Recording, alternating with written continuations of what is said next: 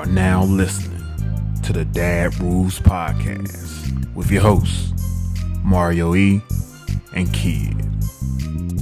Welcome back, everybody, to the Dad Rules Podcast, where we help you dad better. I'm one of your hosts, Mario E.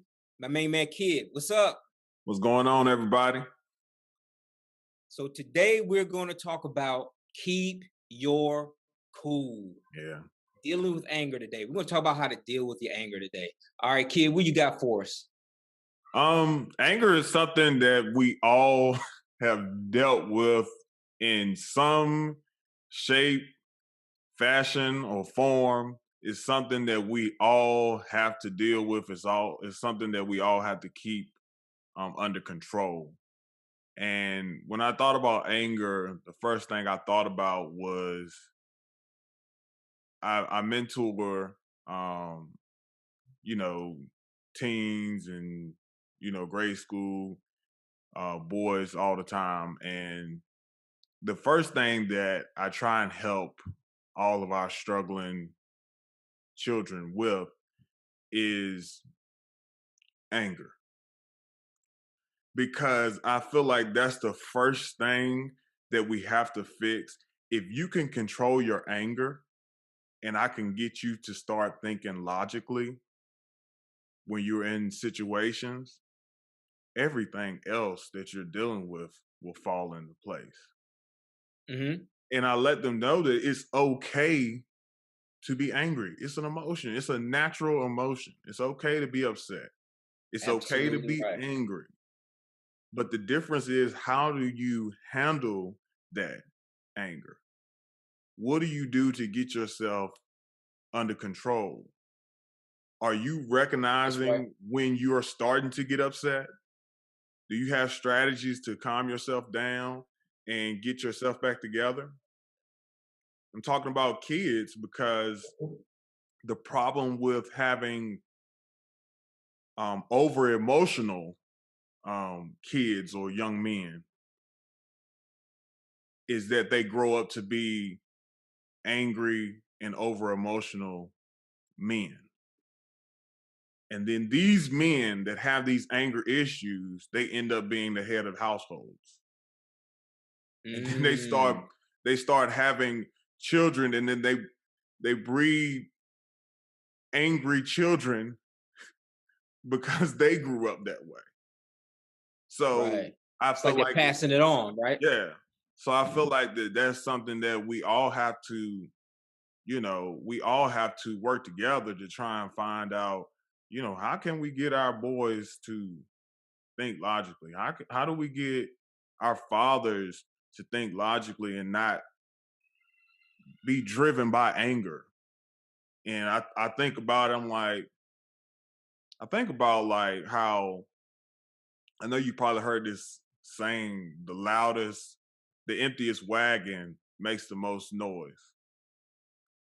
And that's what I kind of see when I see somebody that's making a scene out in public, yelling at somebody, fussing at somebody. And what you got to understand is, when you can't control your anger in public and you have your kids with you, your kids are not going to tell you this, but I'll tell you this. They're embarrassed. They're embarrassed that you're out there acting out of character and not showing people the person that you can be. What's your thoughts on it? Yeah, man. So the first thing I think about is what you said. Anger is a natural emotion. Mm-hmm. And it's okay to be angry.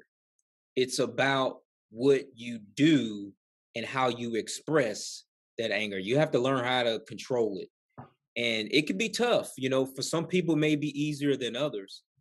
But you have to learn how to express that anger. When you restrain your anger, you're able to keep within your limits, right? And that's something that you definitely want to make sure that you're doing. We've all heard the kind of the sayings, you shouldn't let someone take you out of character, or let you, once you allow someone to get you that to the point where you're that angry to where you're just belligerent or whatever, they've got control over you.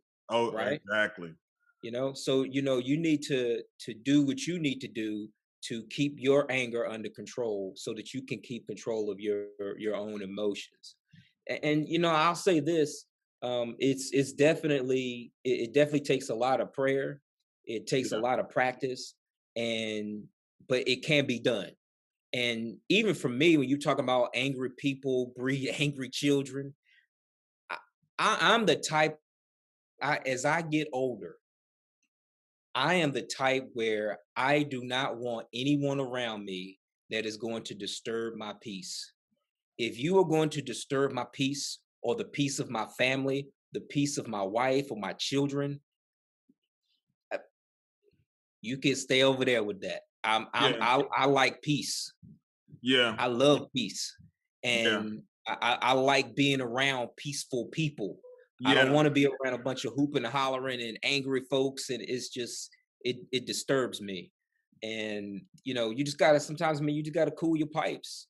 Yeah. It only makes matters worse to get so angry and upset about certain things.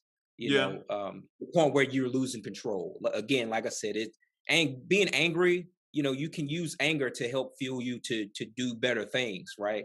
To be better, but it's just how you express that anger. Yeah. One of the things I think about is, that can help you with your anger. I think about, for some people, is exercise. Some people, that's their go-to. If they get angry, they may go exercise. Other people, they may go talk to a friend, or they may go talk to their therapist if it's really, really bad, right? Some Yeah. people may count to 10. Some people may have a timeout. One of the things I've found is, now hear me out, is laughter. Have Mhm. you ever been angry and then you just felt like, you know what?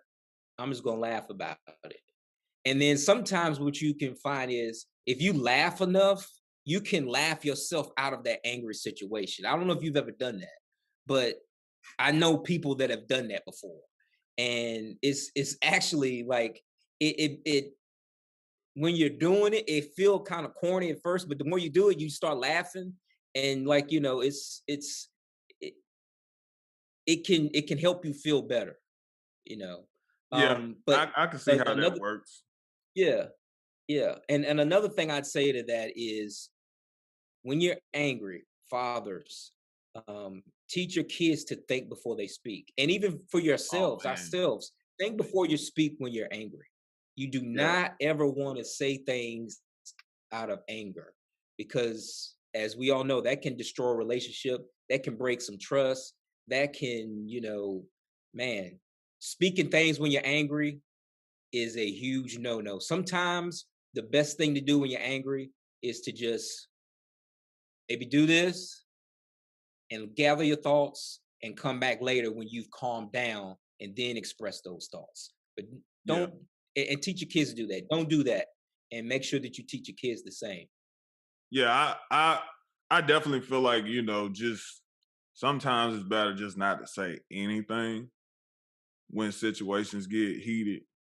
And then like you said, just make sure you watching everything that comes out of your mouth in those moments, because you can be so upset and you can say things that you regret and you can never take it back. You can apologize, you can be forgiven, but you can't take those words back. And I think about it, and like for me, and like you were saying, the laughing thing, and hey, if it works for you, it works for you, but laughing, it doesn't work for me. It doesn't work for me, man. I'm just, if I'm upset, man, like laughing it off, it just, I don't know. It never worked for me. You But know how I I'll can tell you, tell laughing? Go ahead. no, what you were to say? You know how I can tell laughing doesn't work for you? Because I've been around you at certain times when you're upset. And like for me, I can just, sometimes you just have to, I just have to. It's just, I just have to laugh. And I'm not laughing at someone, or I'm not, but I've done that around you before. And for you, it's just like, I don't want to laugh. No, man, it didn't. Like it I just can think doesn't. about a situation like that happened recently, Yeah, that, I saw you in a mood, and, the laughing from me didn't help. but for me, it's just one of those things where sometimes I just have to laugh about it I, because you have to, I have to kind of purge myself of that emotion and so that I'm not dwelling on it and just stewing on it and marinate on it to the point where I'm fuming even more, because that can happen. yeah. So for me, sometimes it's just I laughing it out, just, and sometimes you have to do that for me. yeah. And Maybe for I other have guys out to, there. I have to more like just remove myself from the situation. Like I have to, if it's an argument ready to happen or I'm just that upset, it's better for me to just, go for a walk, you know, um, just go somewhere to myself. And, talking about parenting, your kids gonna get you upset. Absolutely. You love them to death. But if your kids hadn't got you upset before, it's coming. And what, like with Jonah, what I do, and today was one of those days where and it all really starts with the nap thing. My son, for whatever reason, hates to take a nap. And he Mm, got honest because I'm not a napper myself. I sleep. I don't nap. Always been like that as a kid. I can remember being in kindergarten and we were, used to take naps in kindergarten. They don't do that anymore, but we used to do that. And I remember every nap time I would just lay there and just be looking up at the ceiling. I could not do it. So yeah. I understand and I'm getting everything back now with him, but he can't stand it. And, some days if he'll go ahead and just do it if I, take the right steps about getting him to take his nap. But other times, if he just got in his mind that he doesn't want to do it, he's gonna have a little fit. And what I have to do, I have to just take him to his room and I'll close the door and I'll say, look, you get yourself together.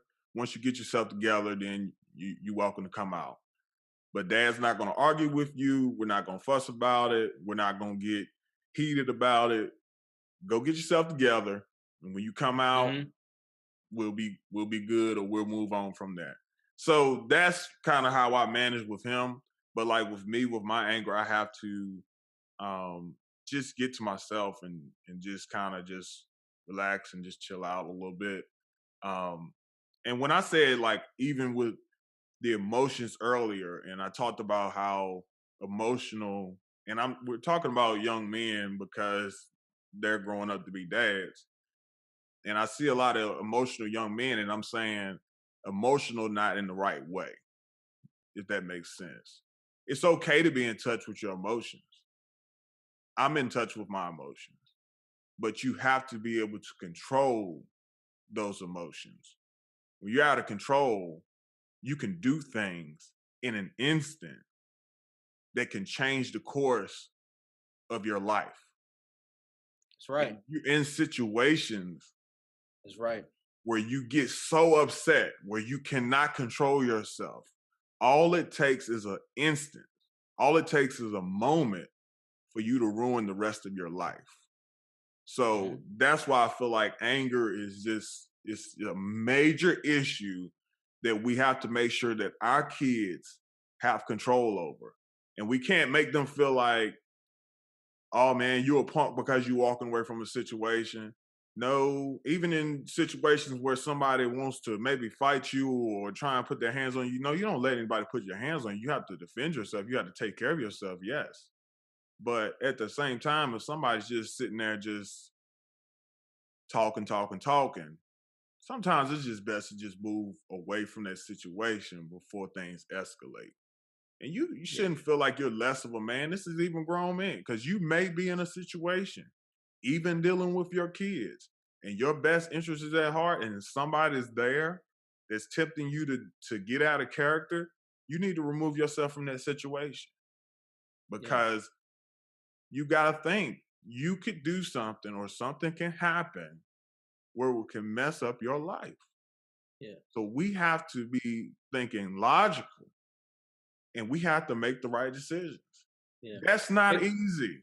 no. No. Think about how many people, men and women who are locked up right now because Mhm. they got angry and they Yeah. couldn't keep control of their emotion and they made a mistake and they got locked up for it. Either some maybe for the rest of their lives. And it's a real thing, bro. It's definitely a real thing. And you hit it on the head earlier when you talked about recognizing those triggers. Mhm. And I can't stress it enough, dads, if you know that you struggle with anger or your kids struggle with anger, talk to them about it. Mhm. Um, give them some boxing gloves or get them to get out Yeah. and exercise. Get Oh, some way that if yeah. it's to the point where they have to get that anger out and laughing doesn't help them or a timeout doesn't help them, you have to find out what it is for them to be able to focus and channel that energy and not go overboard with it. You Yeah. have to do that. You have to do that. And one other thing I was going to say, just a quick funny story. I can definitely laugh about it now, but I remember early on, Maisha and I, my wife, when we were married, uh, another thing that we've set out to do is not to argue in front of our kids. Now we've disagreed on things in front of our kids before, but as far as having like some knockdown, drag out fight where we're yelling and screaming at each other, we've never done that. Period. But we've had very heated discussions and stuff plenty of times, but we've tried to make sure we don't do that in front of our kids. And I remember early on when, both of our kids were a lot younger than what they are now. I remember this one time we were having a discussion and it wasn't going anywhere. We weren't seeing eye to eye. And Mhm. I remember, we both got quiet and she walked out of the house and took the kids, got in the car, not to like leave me or anything or whatever, but just to kind of clear her head. Leaving you. Yeah, it wasn't that serious, trust me. And so she went down. We live near a park, and Mhm. she went down to the park to go just take the kids on a walk. And I didn't realize that's where she went. And I felt like, you know what, I'm gonna go take me a walk. And for all I knew, I thought maybe she was going to the mall or going to her mom's house or just something like that. And don't you know, we ended up both at the park and we just both saw each other and we just kind of laughed, and that kind of helped break that. And, we were able to resolve that issue, Yeah. that same evening or whatever. But like I said, dads, whatever you got to do, man, just make sure you're dealing with the anger in the right way. And if your wife or your girlfriend or your baby mama, I mean, don't engage in that level to where you're doing it in front of your kids. I know it can be hard. I know it can be tough, but that's something that your kids will remember that. And Yeah. that's not necessarily a thing that I'm quite sure if you really think about it, you wouldn't want them to necessarily see. Another thing I was going to bring up real quick, kid, um, is there are certain situations where you as a dad, you may know what provokes your kids Mhm. and don't push your kids to that point. Okay. Yes. Don't provoke your kids. If I know, and I'm making this up, if I know that me referring to my daughter in front of her friends by the childhood nickname that we called her at home is going to embarrass her and upset her, Yeah. don't do that. Yeah. I mean, don't do that just for laughs. I mean, come on. I mean, really? I mean, they have emotions just like we have emotions. We want anybody calling us out or doing Yeah. something to us to offend us on purpose. So fathers, please don't do things like that either. And I can think about things with you're into coaching and things like that, and I'm quite sure you've probably seen some things on the basketball court or on the football field where maybe a dad is getting into the kids you know behind for missing a play or something, and as a parent what triggers your kids, and don't do that Yeah. is what I'm saying, that because that damages their relationship, and you don't want to destroy that relationship by intentionally doing that. Yeah. I think you made a good point about, not arguing in front of your kids. And that made me think about something. And My parents never did that in front of me, and I appreciate them for that. And I can vividly remember like my parents having a discussion and having a disagreement, and it made me uncomfortable. Right? Mm-hmm. So I can only imagine, and like I said, in my household, it wasn't a whole lot of arguing and stuff like that going on. So when I went out into the community and I heard adults screaming and yelling, using foul words to each other, it was a fear that took over there. So just imagine being a kid and somebody 2 and 3 times your size, a man. We know that we are stronger. We know we have that male presence with us as men. And when we're inside of a dwelling and we're raising our voice as loud as we can, and we're yelling and we're moving about violently, can you imagine? You're not looking at that time that you're so angry and you're so upset. But can you imagine what those kids are going through? Can you imagine what those kids are seeing and how they are feeling? Man, I hope you might not be thinking in your mind that you're going to hurt their mother or whoever it is. But it may be that thought in their head that, oh, I hope daddy doesn't hurt mom. Mm-hmm. That's something to think about. Right. And we're talking about a dad's podcast, right? And you have to be concerned about that because everything that you do in front of your kids, it molds them into the adults and the parents that they're going to be one day. So we have to look at every little thing that we do in front of our kids. It's shaping them. And like you said, about the point of not pushing our kids to that limit and getting them upset. Jonah is 3 years old now. And even when I'm disciplining him, I have to be concerned about his triggers. He has triggers now. Right. I have paid attention to the times that I have had to correct him and try and get him back in line. And when I talk to him like I'm upset with him and I'm mad with him,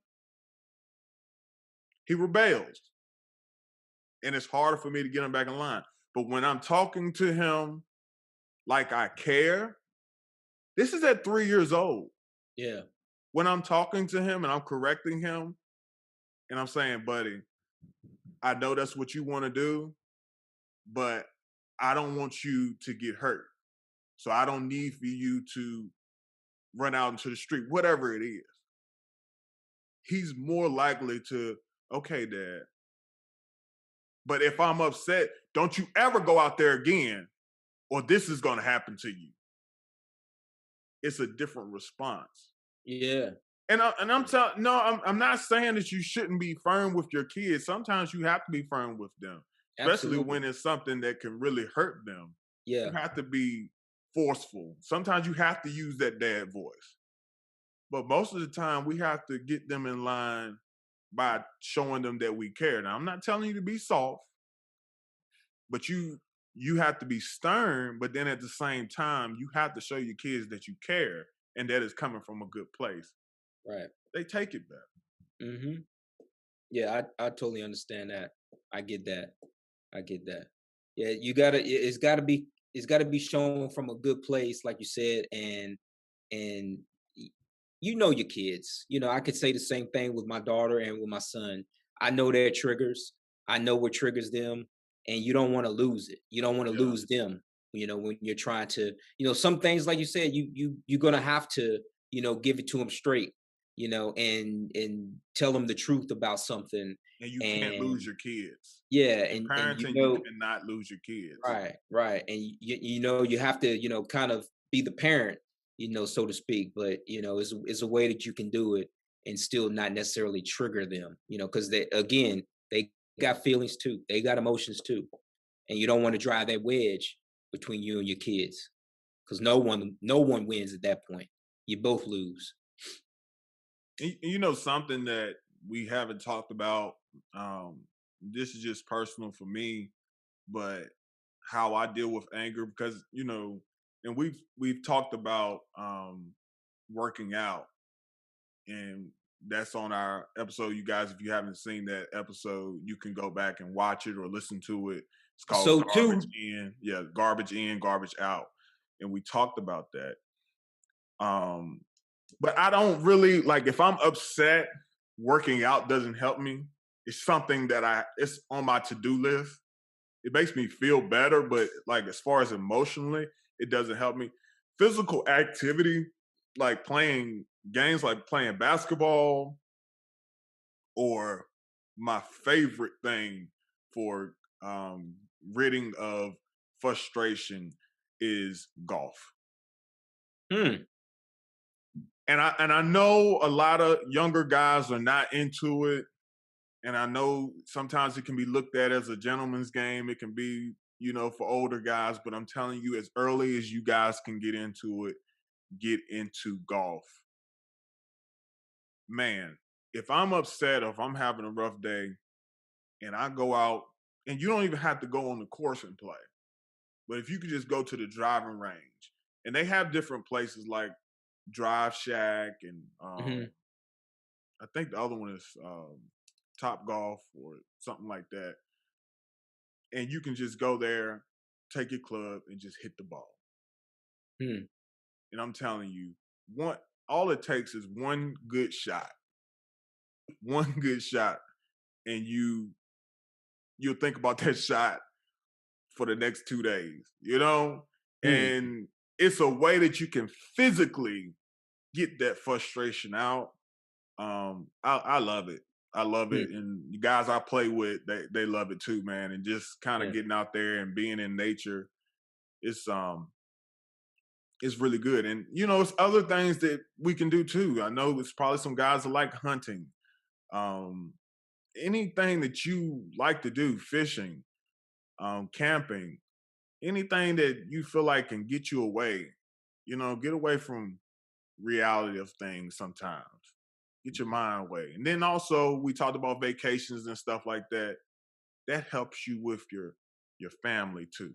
You might be frustrated with somebody in your family, but you guys going away for a day or two, that can help ease that anger and the frustration that you may be going through. Now, I hear you talking about golf, and I personally, I can't relate to that. I've been golfing, Mhm. and I don't know, maybe I'm a perfectionist or whatever, but and I'm not that great at golf by any means, but You're not gonna to me, master it. yeah. So to me, it just I could see it making me more frustrated because I can't hit the ball where it needs to go. But Look, so that's why I don't know if I've never went golfing when I'm frustrated. I've never done that to go try to as a release. I, But maybe it is fun. But definitely I've went on walks and done some type of physical activity, but never golf. But that's interesting you say that though. I can't say that I'm a great golfer. I can't say that. Probably Mhm. can't even say I'm a good golfer. But I do have a lot of fun playing, and I'm getting better. Yeah, So yeah, just got to keep sticking to it. yeah. But For I me, got I something guess it's else just too. laughing is my go-to. I Yeah, think. but I got something else too. We were actually I had a time that because we're not perfect. I had a time we were actually on vacation. It made me think about that because I just talked about vacation. We were on vacation, man.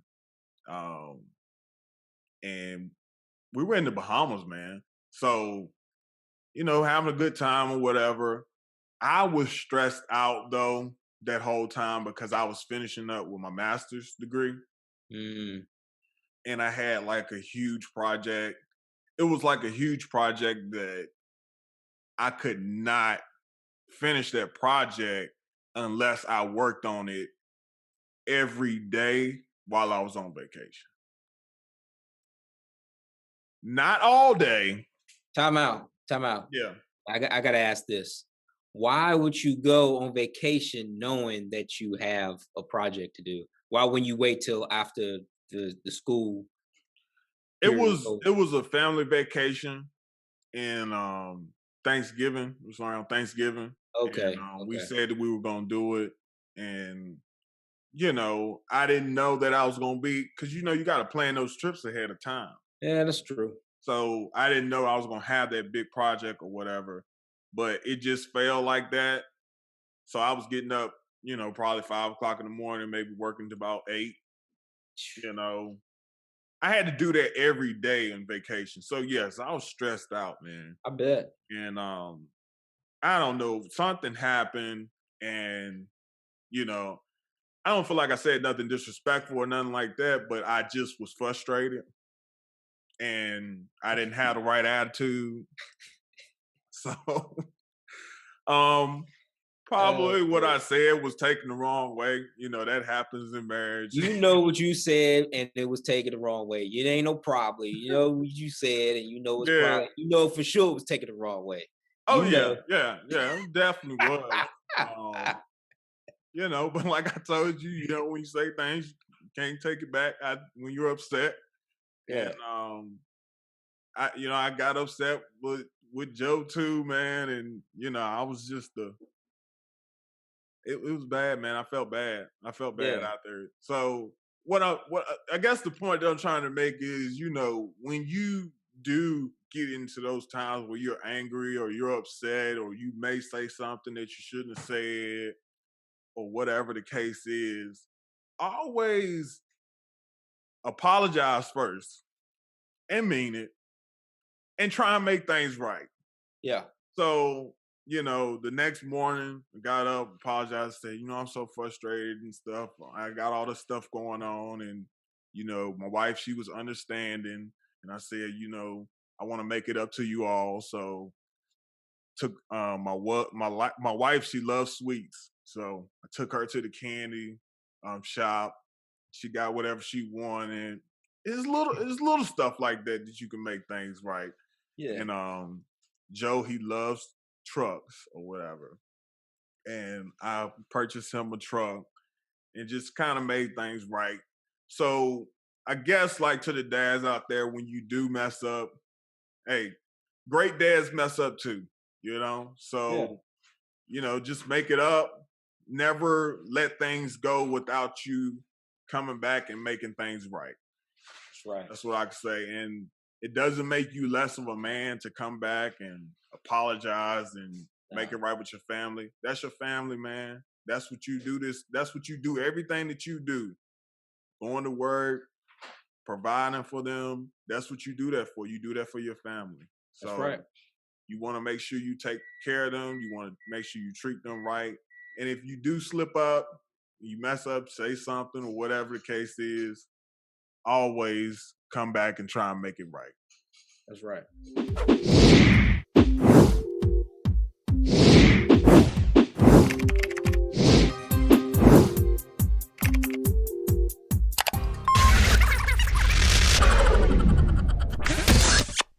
And we're back, and now we're into our Ask the Dads portion of the podcast.